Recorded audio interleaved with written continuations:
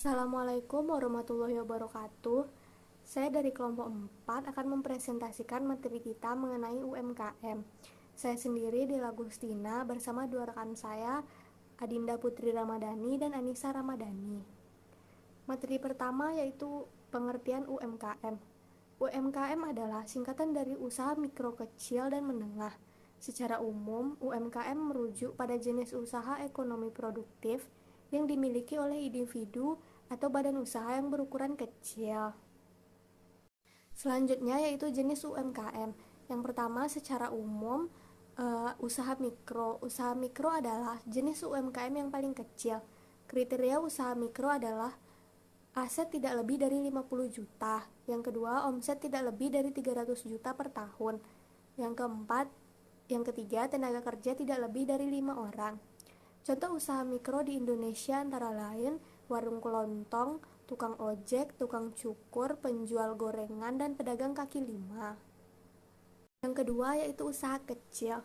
Usaha kecil adalah jenis UMKM yang lebih besar dari usaha mikro. Kriteria usaha kecil yang pertama aset tidak lebih dari 500 juta. Yang kedua omset tidak lebih dari 2,5 miliar per tahun.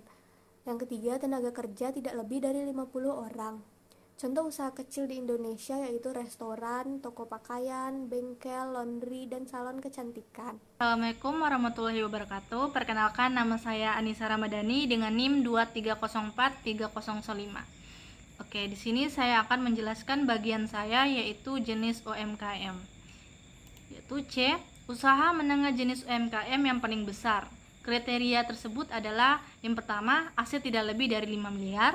Kedua yaitu omset tidak lebih dari 50 miliar per tahun. Dan yang ketiga yaitu tenaga kerja tidak lebih dari 100 orang. Contoh usaha menengah di Indonesia yaitu pabrik kecil, hotel, restoran, toko retail, dan industri kreatif. Jenis UMKM umum dijumpai di Indonesia. Yang pertama yaitu usaha kuliner. Usaha kuliner mencakup berbagai jenis makanan dan minuman, mulai dari makanan tradisional hingga makanan internasional. Yang kedua yaitu usaha fashion. Usaha fashion mencakup berbagai jenis produk fashion, mulai dari pakaian, sepatu, hingga aksesoris. Yang ketiga yaitu usaha agribisnis. Adalah jenis UMKM yang bergerak di bidang pertanian, perkebunan, dan peternakan. Usaha agribisnis dapat berupa usaha produksi, pengolahan, atau distribusi produk agribisnis. 4 adalah usaha jasa. Usaha jasa adalah jenis UMKM yang bergerak di bidang pelayanan kepada masyarakat seperti jasa transportasi, jasa konstruksi, jasa pariwisata, dan jasa keuangan. Yang kelima yaitu usaha industri. Usaha industri adalah jenis UMKM yang bergerak di bidang pengolahan bahan baku menjadi produk jadi. Usaha industri dapat berupa usaha manufaktur, industri pengolahan makanan, atau industri pengolahan minuman.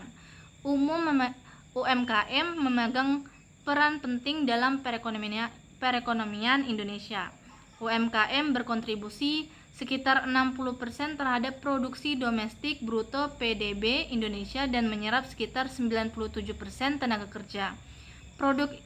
Oleh karena itu, pengembangan UMKM sangat penting untuk meningkatkan perekonomian Indonesia. Oke, sekian dari saya. Terima kasih. Assalamualaikum warahmatullahi wabarakatuh. Saya Adina Putri Ramadhani dengan NIM 2304367. Kali ini saya akan menjelaskan materi mengenai persoalan hukum bisnis UMKM. Salah satu permasalahan umum yang terjadi adalah tidak jelasnya bentuk hukum.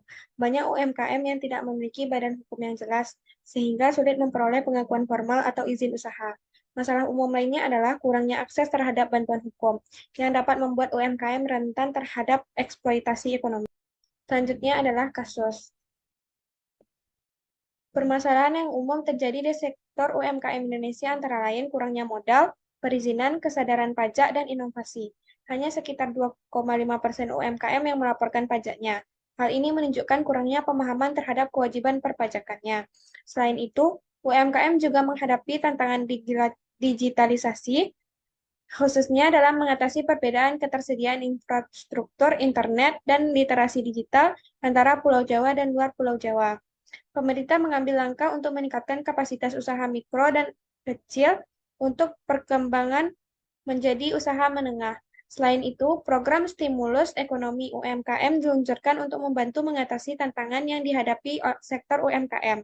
UMKM mempunyai potensi sebagai landasan perekonomian sosial yang kuat dan diharapkan dapat menjadi solusi aktif dalam mengatasi ancaman resesi ekonomi global yang diperkirakan akan terjadi pada tahun 2023. Untuk mengatasi tantangan-tantangan yang dihadapi UMKM, maka pemerintah, pemangku kepentingan dunia usaha, dan instansi terkait harus bekerja sama. Sekian materi dari kelompok kami. Mohon maaf jika ada kesalahan. Assalamualaikum warahmatullahi wabarakatuh.